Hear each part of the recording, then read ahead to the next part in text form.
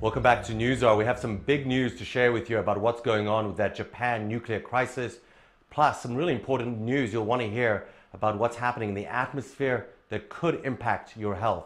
That's coming up in just a second. But first, the big news of the day is this. China, of all countries, is raising the alarm about the way Japan is handling the nuclear crisis. Beijing says it's extremely concerned about the tons and tons of nuclear water that is being dumped into the ocean. China is detecting heightened levels of radioactivity in ships that are coming into Chinese ports, and they say that it's a huge concern.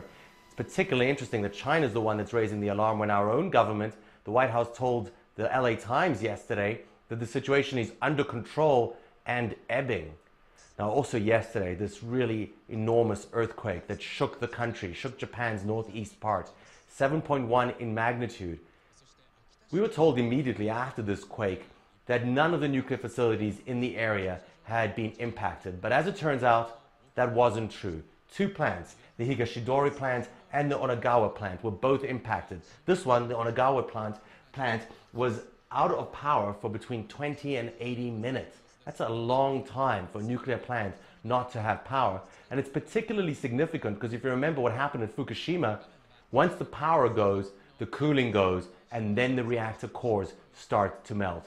So a very important situation happened yesterday, and even though there was no huge disaster yesterday, they narrowly escaped one, and it raises huge concerns for what stability these nuclear plants have in the face of further tremors and further earthquakes.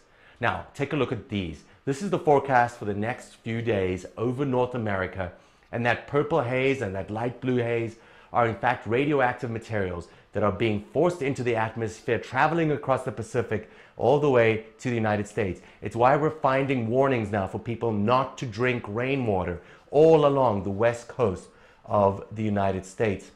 We're also hearing that in California, they have detected levels of cesium-137 have been found in the following: in wild mushrooms, in strawberries, in grass, in spinach, and topsoil.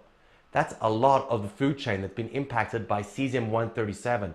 And the map you're looking at right now is in fact that fallout of cesium-137.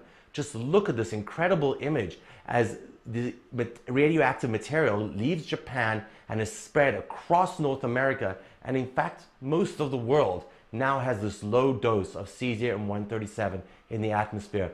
One of the most dangerous substances known to man, with a long life, and ultimately does cause an increased risk of cancer. So people are very concerned about this, and we'll continue to watch it for you here on NewsHour.